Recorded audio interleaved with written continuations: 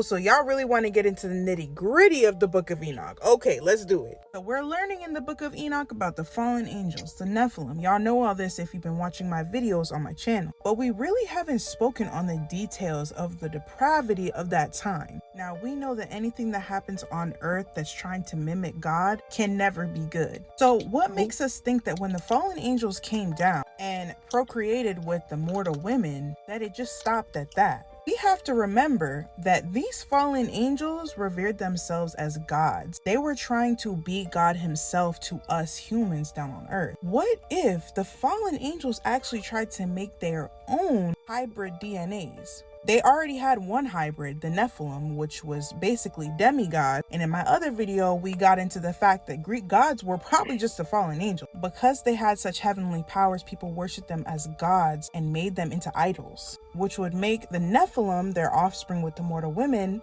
demigods. That begs the question though, what about centaurs, Pegasus, satyrs, all of these half human, half animal type creatures? Where did they come from? Like we discuss on this channel all the time, most lore and mythological things come from some kind of truth. If we see that paganism and bestiality was something that had gone on in Old Testament times in the Bible, why wouldn't it go on in the times of Noah? I truly believe that these fallen angels were doing everything in their power to create different forms of humanity, which is where the idea of these creatures came from, which will be another big reason that God said, yeah, y'all gotta go. Now let's get into something else that no one talks about. David and Goliath. So Goliath was a giant, right? But David and Goliath lived post Noah's flood. So how did a giant still exist after the flood? Exactly. I'm gonna challenge you really quick to open your mind and think outside the box. We see that the Bible calls Noah perfect in his generation, as well as his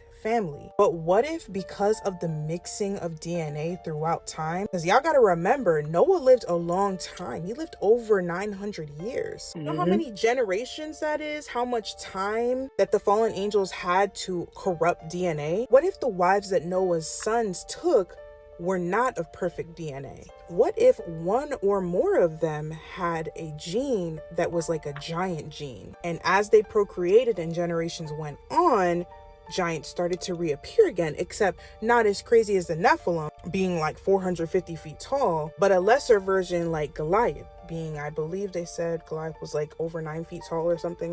I don't know, guys. What do you think? The scariest part about that is, if that's the case, then that means some of us that walk on this earth right now could have the giant gene. Exactly. Gene all the way back to the times of Noah. Let that sink in. I don't know. Are we onto something, or is this a reach? Y'all tell me. As always, make sure you like and follow and comment down below what you think. Yeah, there it is. Like, there's her TikTok. Hopefully she comes on. I gotta find her on YouTube. So let's get into the next video. Okay, so remember how I told you I read the Dead Sea Scrolls? Before we jump into this next one, this is what I was talking about the last clip. The missing books of the Bible. So we getting ready to learn something. Here we go. The Apocrypha, which are the hidden books of the Bible, and go over what I find in them. Have you guys ever heard of the angels, the biblically accurate angels and the fallen angels that are in these books? And remember, I told you fallen angels, they fell to earth, corrupted mankind. They gave men things like war. They gave jewelry to women, makeup to women. They fornicated with different animals and fish, creating sirens, cyclopses, and these half horse, half human creatures. They were abominations. But we never really talked about the different types of angels that fell from heaven, what they look like, and what they may have created. And these angels show up in the Apocrypha, or the hidden books of the Bible, and I believe this is why, another reason why they were taken out of the Bible. So yes, there are different types of angels, and they even look different because they have different responsibilities, or even they're closer to God, or they are over certain things that just make them look different in the Bible. The Old Testament is really good at describing what these angels look like, and they're actually some scary angels. Like, all angels are not beautiful. Remember how I told you that fallen angels study humans? Like, right now in today's day and age, they study humans so they can become them and look just like them. It makes sense that it's because they don't look human like it all and want to blend in and, participate in the fundamental actions of mankind, the reason they corrupted mankind. I'm going to start with the first angel that I feel walks among us, but we can't tell who they are because they have learned and incorporated itself into being this human-like entity. There is this angel that sticks out to me a lot. It's kind of creepy, but it's called the seraphim angel. They are also known as the fiery ones, and it is plural of the word seraph. They are mentioned in the Bible as having multiple faces, hands, and feet, and also 6 wings and eyes. Seraphim has 6 wings, and each one of their wings serves a completely different. I can't hold y'all. If I saw one of those in person, even if I'm going to the heavenly gates, I'll be confused. Like, am I in the right place?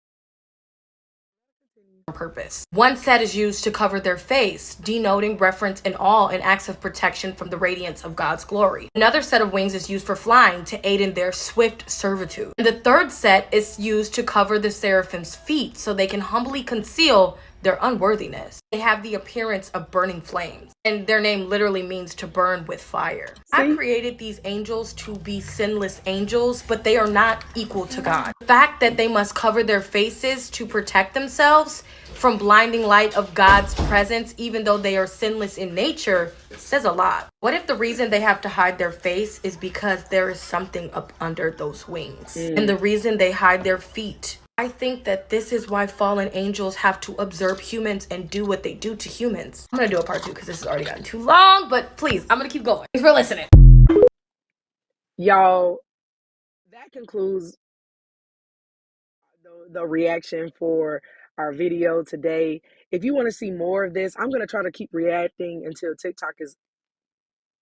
So if you like it, don't forget to go down into the damn, I can't even talk. Don't if you like it, go down in the comments section and don't forget to like, comment, and subscribe. This is Court Taught You. I hope you learned something. Peace.